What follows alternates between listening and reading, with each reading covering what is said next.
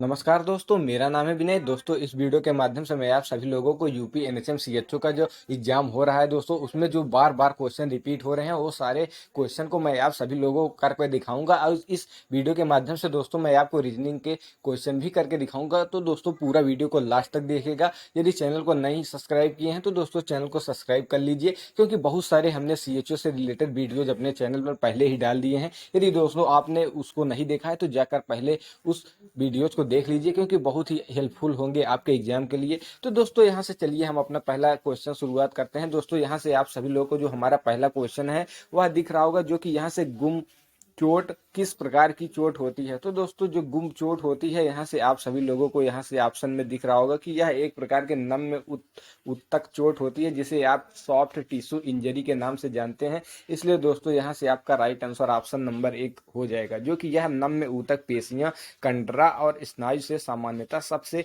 ज्यादा चोट लगती है। ये चोटें अक्सर खेल और व्यायाम गतिविधियों के दौरान लगती हैं, लेकिन कभी कभी साधारण रोजमर्रा की गतिविधियों के कारण भी इस चोट को लग जाती है। तो दोस्तों इसके बाद अगला क्वेश्चन आपका है, यहाँ से किसी वस्तु के पौने सिरे से काटने से उत्पन्न त्वचा की चोट खाली स्थान कहलाती है। तो दोस्तों ये सारे जो क्वेश्चन है आपके फर्स्ट एड से रिलेटेड क्वेश्चन बार बार एग्जाम में पूछे जा रहे हैं, उसी के माध्यम से आपको इसको क्लियर करवा रहे हैं। तो दोस्तों इसे आप सभी लोग चीरा के माध्यम से जानते हैं, इसलिए दोस्तों यहाँ से आप सभी लोगों को राइट आंसर आप सभी लोगों का एकदम करेक्ट यहाँ से हो जाएगा, क्योंकि घाव विभिन्न वस्तुओं के कारण हो सकते हैं, चाहे वे कंद, नुकीले या प्रक्षेप्य हो। किसी भी कारण से आपका जो यह घाव हो सकता है, इसलिए राइट आंसर यहाँ से आपका ऑप्शन नंबर 3 हो जाएगा। उसके बाद दोस्तों अगला क्वेश्चन आपका है ORS का पूर्ण रूप क्या है। तो दोस्तों यहाँ से आप सभी लोगों का जो ORS है उसका फुल फॉर्म यहाँ से पूछा गया। तो मोस्ट इंपॉर्टेंट जितने भी फुल फॉर्म है दोस्तों, मैंने पहले आपको STS के वीडियो के माध्यम से वहां पर करवा दिया है। मेरे चैनल पर जाइएगा, आपको यूपीएनएचएम का एक प्लेलिस्ट मिलेगा, वहां से दोस्तों जो मेडिकल के मोस्ट इंपॉर्टेंट फुल फॉर्म है, मैंने कम से कम 50 से ज़्यादा फुल फॉर्म को वहां पर करवा दिया है। जाकर उसको भी आप एक बार देख लीजिए, क्योंकि कोई भी एक फुल फॉर्म आपसे 2-3 फुल फॉर्म आपसे एग्जाम में जरूर पूछा जाएगा, इसलिए फुल फॉर्म भी आप लोगों को तैयार कर लेना है। तो दोस्तों जो इसका फुल फॉर्म होता है आपका ओरल रिहाइड्रेशन साल्ट जिसे कहा जाता है, इसलिए ORS का फुल फॉर्म यहाँ से ऑप्शन नंबर 2 एकदम करेक्ट दोस्तों हो जाएगा। तो दोस्तों अगला क्वेश्चन है, अक्सर बच्चों में होने वाला अपूर्ण फ्रैक्चर जिसमें हड्डी मुड़ जाती है उसे क्या कहा जाता है। तो दोस्तों उसे यहाँ पर जो आपके ग्रीन स्टिक फ्रैक्चर के नाम से जाना जाता है, इसलिए दोस्तों आपका राइट आंसर यहाँ से ऑप्शन नंबर 2-3 हो जाएगा, क्योंकि फ्रैक्चर अस्थिभंग एक चिकित्सीय स्थिति है जिसमें हड्डी की निरंतरता और रोगजनक फ्रैक्चर की चोट के कारण हड्डियां कमजोर हो जाती हैं। इसलिए दोस्तों इसका आपका राइट आंसर ऑप्शन नंबर 3 हो जाएगा। अगला क्वेश्चन है दोस्तों, खाली स्थान ऐसी स्थिति है जिसमें भोजन ठीक से नहीं पचता और आमाशय भरा हुआ महसूस होता है। तो इस प्रकार की जो समस्या होती है उसे उसे दोस्तों यहाँ से अपच कहा जाता है, जिसे आप इंडाइजेशन भी कहते हैं। तो इसलिए राइट आंसर यहाँ से आप सभी लोगों का ऑप्शन नंबर 2 हो जाएगा, क्योंकि दोस्तों यहाँ से स्पष्टीकरण के माध्यम से आपको बता दें कि पाचन एक जैविक क्रिया है, जिसके माध्यम से भोजन को उन पदार्थों में परिवर्तित किया जाता है जिसे शरीर में अवशोषित किया जा सकता है। इसलिए राइट आंसर आपका ऑप्शन नंबर 2 हो जाएगा। अगला क्वेश्चन है दोस्तों, प्रत्येक दांत जबड़े की हड्डी में एक कोटर में अंतः स्थापित होता है, इस प्रकार की संलग्नता को क्या कहा जाता है। तो दोस्तों जो इस प्रकार की आपकी संलग्नता होती है उसे आप यहाँ से गर्त दंती द कोडेंट के नाम से भी जानते हैं। इसलिए दोस्तों यहाँ से आपका ऑप्शन नंबर जो हो जाएगा ऑप्शन नंबर 1 एकदम करेक्ट हो जाएगा, क्योंकि मानव जीवन में 2 प्रकार के दांत होते हैं, अस्थाई सेट और अस्थाई सेट। इसलिए दोस्तों यहाँ से आपका ऑप्शन नंबर 1 हो जाएगा, क्योंकि दोस्तों जो अस्थाई सेट होते हैं जिसे आप दूध के दांत कहते हैं, जो कि आपको पता होगा कि वह आपकी जैसे जैसे उम्र बढ़ती है वो निकल जाते हैं। उसके बाद जो आपके दांत आते हैं वो आपके जो रियल दांत होते हैं। उसके बाद दोस्तों अगला क्वेश्चन आपका है, निम्न में से कौन सी कोशिका बाह्य आघाती द्वारा बाहर से सुरक्षित कोशिका द्रव्य की कोशिका बनाती है। तो दोस्तों यहाँ से जो आपकी प्लाज्मा झिल्ली होती है, जिसे प्लाज्मा मेम्ब्रेन कहा जाता है, यह आपके आघातों से बचाती है। इसलिए दोस्तों इसका राइट आंसर आपका ऑप्शन नंबर डी हो जाएगा, क्योंकि दोस्तों यहाँ से कोशिका जो ब्लड आपका रुधिर से मोस्ट इंपॉर्टेंट क्वेश्चन आपके एग्जाम में बनते हैं और बनेंगे, इसलिए दोस्तों इसको मैं आप सभी लोगों को करवा रहा हूँ। कोशिका जीवों की संरचनात्मक और क्रियात्मक इकाई होती है। आमतौर पर कोशिकाओं में आने पर आप प्रजनन करने की क्षमता होती है। यह विशिष्ट पदार्थों का सबसे छोटा संगठित रूप होता है। उसके बाद दोस्तों अगला क्वेश्चन है, प्रमस्तिष्क प्रमस्तिष्क को खाली स्थान के रूप में जाना जाता है। तो दोस्तों यहाँ पर उसको प्रमस्तिष्क वल्कुट के नाम से भी जाना जाता है। इसलिए दोस्तों राइट आंसर आपका ऑप्शन नंबर 3 हो जाएगा, क्योंकि मस्तिष्क एक जटिल अंग है जो विचार, स्मृति, भावना, प्रत्येक प्रेरक कौशल, दृष्टि, श्वास, तापमान, भूख और हमारे शरीर को नियंत्रित करने वाली हर प्रक्रिया को नियंत्रित करता है। उसके बाद दोस्तों अगला क्वेश्चन, पेशीय स्फिंक्टर गैस्ट्रो ओसोफेगल ग्रसिका के खाली स्थान में खुलने को नियंत्रित क्या करता है? तो दोस्तों यहाँ से जो आपका एमाशय होता है वह इस प्रक्रिया को नियंत्रित करता है। इसलिए आपका ऑप्शन नंबर यहाँ से ऑप्शन नंबर 2 एकदम करेक्ट हो जाएगा। अगला क्वेश्चन है दोस्तों, परिधीय तंत्रिका तंत्र को 2 भागों में विभाजित किया जाता है। इन भागों को कायिक तंत्रिका तंत्र और खाली स्थान क्या कहा जाता है? तो दोस्तों इसको यहाँ से आप सभी लोग का जो आपका स्वायत्त तंत्रिका तंत्र के नाम से जाना जाता है, क्योंकि दोस्तों तंत्रिका तंत्र तंत्रिका कोशिकाओं से बना होता है, जिसे न्यूरॉन्स के रूप में जाना जाता है, जो शरीर की सबसे बड़ी कोशिका होती हैं। दोस्तों आपसे यहाँ से कोशिका से रिगार्डिंग यदि क्वेश्चन पूछे कि सबसे बड़ी जो शरीर में कोशिका होती है, तो दोस्तों यहाँ से जो न्यूरॉन्स होगा आपका एकदम करेक्ट आंसर हो जाएगा। मनुष्य सहित अधिकांश स्तनधारियों में उनके जीवन के दौरान दांतों में 2 सेट बनते हैं। पहला अस्थायी दूध के दांत या पाती दांतों का सेट, जिसे स्थान पर बाद में या वयस्क दांतों का सेट आ जाता है। इस प्रकार के दंतों वर्धन को क्या कहा जाता है? तो दोस्तों इस प्रकार के जो आपके वर्धन होते हैं उसको यहाँ से डिप्योडोंट कहा जाता है। इसलिए राइट आंसर यहाँ से आपका ऑप्शन नंबर 2 हो जाएगा। अगला क्वेश्चन, मानव तंत्रिका तंत्र को 2 भागों में विभाजित किया जाता है, जिसमें से एक तंत्रिका तंत्र और दूसरा क्या है? तो दोस्तों जो दूसरा आपका होता है वह परिधीय तंत्रिका तंत्र, जिसे द पायरिफेरल न्यूरल सिस्टम के नाम से जाना जाता है। इसलिए राइट आंसर आपका ऑप्शन नंबर ए एकदम करेक्ट हो जाएगा। निम्नलिखित में से क्या संचारी रोग में संचरण और प्रत्यक्ष माध्यम नहीं है? तो दोस्तों ये मोस्ट इंपॉर्टेंट क्वेश्चन है, हर बार एग्जाम में आता है और इस बार भी 100% आपके एग्जाम में रिपीट हो गया है। तो दोस्तों यहाँ से जो आपको प्रत्यक्ष संक्रमण, इसका राइट आंसर यहाँ से हो जाएगा, क्योंकि संचरण शब्द से तात्पर्य है कि कैसे एक संक्रामक कारक, जिसे रोगनाशक भी कहा जाता है, यह एक व्यक्ति और जंतु से दूसरे में स्थानांतरित हो जाता है। चिकित्सा स्वास्थ्य सेवा में जीडीए पद का पूर्ण रूप क्या है? तो दोस्तों जो आपका जीडीए है इसका फुल फॉर्म यहाँ से इनडायरेक्टली आपसे पूछा गया है। तो दोस्तों इसका जो फुल फॉर्म होता है वो आपका जनरल ड्यूटी असिस्टेंट होता है। इसलिए राइट आंसर यहाँ से आपका ऑप्शन नंबर 3 एकदम करेक्ट हो जाएगा। निम्नलिखित में से किस प्रकार के स्ट्रेचर को मध्य में जोड़ा जा सकता है? तो दोस्तों ये भी मोस्ट इंपॉर्टेंट क्वेश्चन है और ये भी एग्जाम में रिपीट हो चुका है। तो यहाँ से जो आपका यूटाइल स्ट्रेचर होता है इसको हम अच्छी तरीके से किसी भी प्रकार से जोड़ सकते हैं, क्योंकि दोस्तों स्ट्रेचर एक चिकित्सीय उपकरण है जिसका उपयोग घायल एवं दिव्यांग व्यक्ति को एक स्थान से दूसरे स्थान तक ले जाने में किया जाता है। इसलिए राइट आंसर आपका ऑप्शन नंबर 2 हो जाएगा। एएनएम का पूर्ण रूप क्या है? तो दोस्तों यहाँ से इनडायरेक्टली आपसे एएनएम का फुल फॉर्म पूछा गया है। तो दोस्तों जो इसका फुल फॉर्म होता है वह आपका ऑक्सिलरी नर्स मिडवाइफ एएनएम का फुल फॉर्म हो जाता है। इसलिए राइट आंसर यहाँ से आपका ऑप्शन नंबर 3 एकदम करेक्ट हो जाएगा। स्वास्थ्य जनसंख्या योजना उत्पादन और प्रबंधन के लिए विशेषज्ञ समिति का गठन किस वर्ष किया गया? तो दोस्तों योजना से मोस्ट इंपॉर्टेंट क्वेश्चन आपके एग्जाम में बार बार बन रहे हैं, इस बार भी बहुत ज़्यादा क्वेश्चन बन रहे हैं, इसलिए आपको एक एक योजना से रिलेटेड क्वेश्चन को करके जाना है। इसका राइट आंसर आपका 1985 एकदम करेक्ट हो जाएगा, क्योंकि दोस्तों विभिन्न स्वास्थ्य समस्याओं के संबंध में सलाह लेने के लिए सरकार द्वारा समय समय पर विशेषज्ञों की विकसित नियुक्तियाँ की जाती रहती हैं। निम्न में से किस प्रकार की प्रयोगशाला रक्त संबंधी जांचों के लिए उत्तरदायी होती है? तो दोस्तों यहाँ से जो आपका रुधिर प्रयोगशाला, जिसे आप यहाँ से हेमेटोलॉजी लेबोरेटरी कहते हैं, उसका प्रयोग यहाँ पर किया जाता है। इसलिए दोस्तों यहाँ से राइट आंसर आपका ऑप्शन नंबर ए हो जाएगा। Notes on nursing what it is and what it is not पुस्तक के लेखक कौन है? तो दोस्तों यहाँ से जो पुस्तक से रिगार्डिंग क्वेश्चन आपके एग्जाम में 1-2 बार पूछे गए हैं और इस बार भी पूछे जा सकते हैं। इसलिए दोस्तों यहाँ से जो आपका फ्लोरेंस नाइटिंगेल इसके राइट आंसर हैं। इन्हीं ऑथर के द्वारा इस बुक को लिखा गया है। इसलिए दोस्तों इसका राइट आंसर आपका ऑप्शन नंबर 2 हो जाएगा।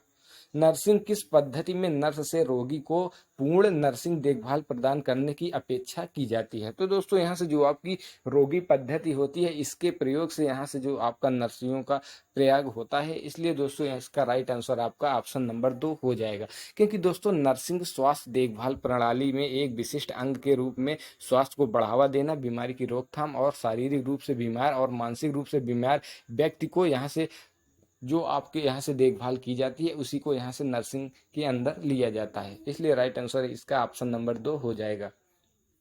उसके बाद दोस्तों आपका जो मोस्ट इंपॉर्टेंट क्वेश्चन यहाँ से रीजनिंग वाले क्वेश्चन बन रहे हैं उसको यहाँ से करा देते हैं, क्योंकि यही क्वेश्चन अभी अभी एग्जाम में रिपीट हुए हैं। सारे क्वेश्चन को आपको यहाँ से करवा रहे हैं, तो अच्छे तरीके से इसको देख लीजिएगा।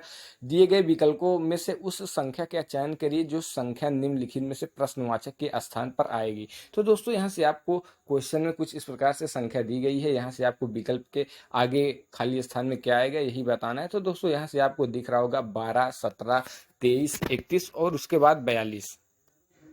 तो दोस्तों इसका जो राइट आंसर हो जाएगा वह आपका, क्योंकि यह श्रृंखला जो आपकी दी गई है वह अनुसरण करती है 0 से शुरू होने वाली क्रमागत संख्याओं के साथ दो क्रमागत संख्याओं के अंतर को जोड़कर इस प्रकार से इसको किया जाता है। तो इसको यहाँ से सॉल्व कर लेते हैं। तो इसका राइट आंसर आपका 57 किस प्रकार आया है, चलिए आपको दिखा देते हैं।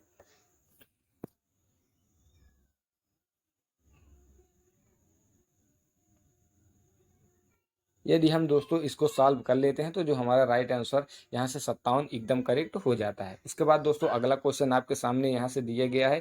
4 अक्षर समूह दिए गए हैं, इनमें से 3 संगत हैं और एक असंगत है। असंगत का चयन करिए। तो दोस्तों यहाँ से जो 3 क्वेश्चन आपके दिए गए हैं वो एकदम सेम टू सेम पैटर्न पर हैं, और जो एक आपका क्वेश्चन यहाँ से है वो अलग पैटर्न पर है। तो वही पैटर्न आपको समझाकर यहाँ पर राइट में लिखना है। तो चलिए दोस्तों आपको बता देते हैं कि यहाँ से सही क्वेश्चन कौन सा हो जाएगा। तो दोस्तों यहाँ से जो आपकी संख्या दी गई है यहाँ से 2, 3 और 5 का अंतर है। जैसे कि यहाँ से आप देख रहे होंगे ए के बाद सी है तो वह 2 अंक के बाद आता है, उसके बाद या फिर यहाँ से आपके 3 अंक के बाद आता है, उसके बाद जो आपका के है दोस्तों वह 5 अंक के बाद आता है। लेकिन दोस्तों यहाँ से जो आपका वाई के बाद ए 1 अंक हो गया, उसके बाद ये 2 अंक, लेकिन ये जो जे आया है दोस्तों ये आपके 6 अंक पे आया है। इसलिए दोस्तों यहाँ से जो राइट आंसर हो जाएगा आपका ऑप्शन नंबर 3 एकदम करेक्ट हो जाएगा।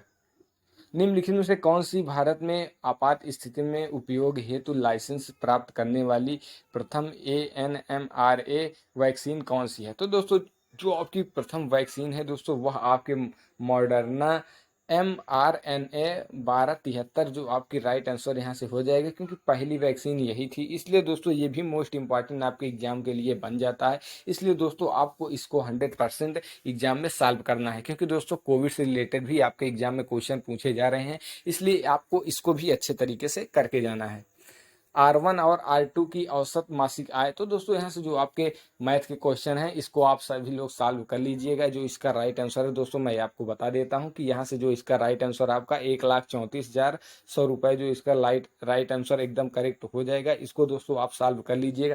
यदि मैं इसको सॉल्व करूँगा तो दोस्तों टाइम बहुत ज़्यादा लग जाएगा। उसके बाद दोस्तों जो अगला क्वेश्चन होगा तो यह भी आपका एक रीजनिंग का क्वेश्चन है। इसका भी जो राइट आंसर होगा दोस्तों वह आपका मामी और मौसी हो जाएगा। इसलिए राइट आंसर यहाँ से आपका ऑप्शन नंबर 1 हो जाएगा। तो दोस्तों अगला क्वेश्चन आपका यहाँ से है, गैर वन उपयोग के लिए दी जाने वाली वनों की क्षतिपूर्ति के लिए वनीकरण और पुनरुद्धार गतिविधियों को बढ़ावा देने हेतु निम्नलिखित में से कौन से राजभवन विभाग का शुभारंभ किया गया है? तो दोस्तों यहाँ से जो आपके प्रतिपूरक वनीकरण निधि भूमि प्रबंधन एवं नियोजन कल्याण जिसे काम्पा भी कहा जाता है उसका यहाँ से उपयोग किया गया है शुभारंभ। इसलिए राइट आंसर यहाँ से आपका ऑप्शन नंबर ए एकदम करेक्ट हो जाएगा।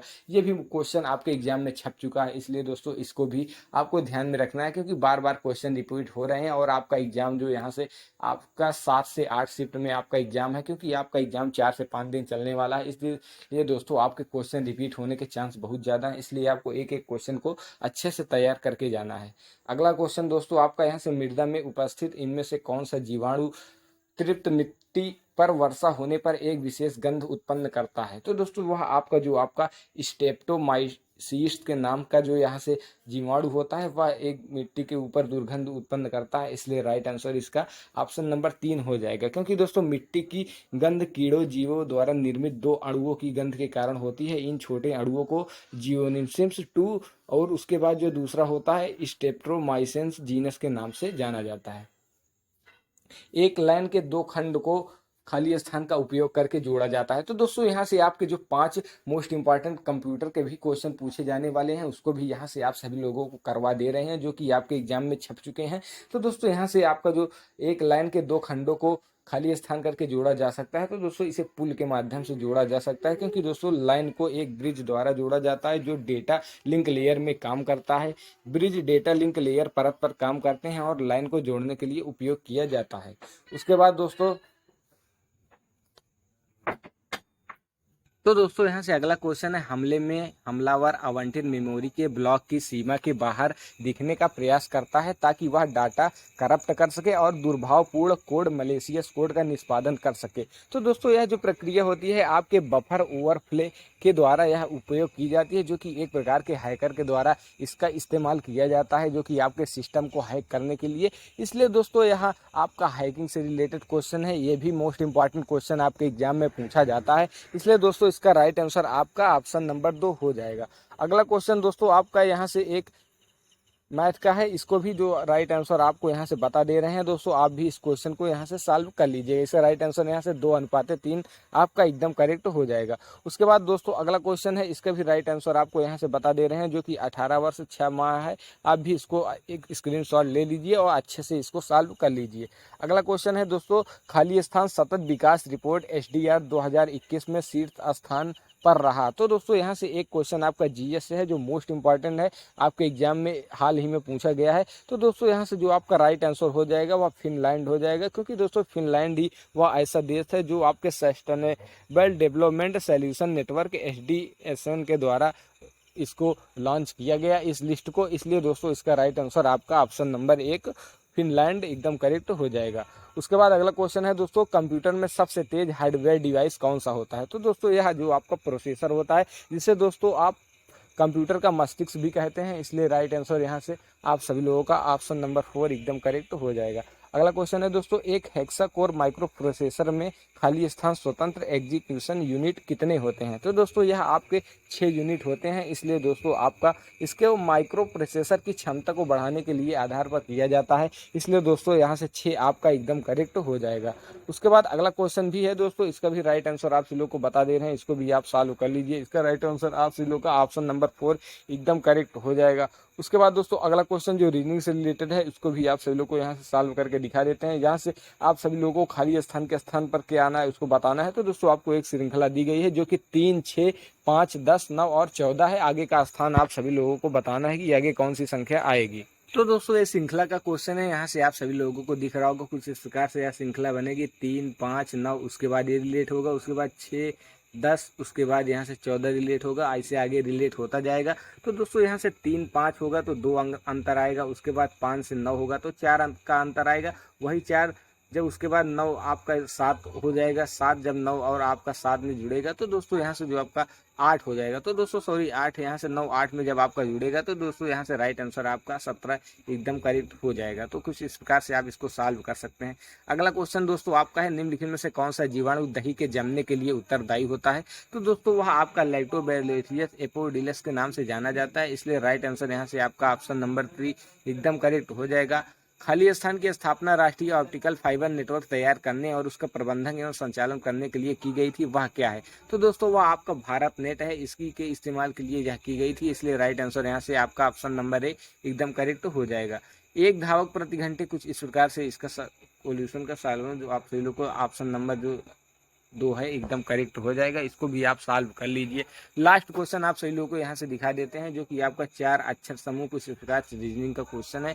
इससे जब आप सॉल्व करेंगे तो दोस्तों जो राइट आंसर आपका यहाँ से EG और JL इसका राइट आंसर हो जाएगा। तो दोस्तों यहाँ से जो मोस्ट इंपॉर्टेंट आपके एग्जाम में पूछे गए थे, जो कि यहाँ से GS के क्वेश्चन, कंप्यूटर के क्वेश्चन, रीजनिंग के क्वेश्चन और जो आपके यहाँ से थ्योरी के क्वेश्चन थे, उसको मैंने करवा दिया। आशा है आपको वीडियो अच्छा लगा होगा। यदि वीडियो अच्छा लगा तो लाइक कीजिए और हमारे चैनल को सब्सक्राइब करना बिल्कुल मत भूलिएगा। और भी वीडियोज हमने चैनल पर अपलोड कर दी है, उसको भी जाकर देख लीजिए। धन्यवाद।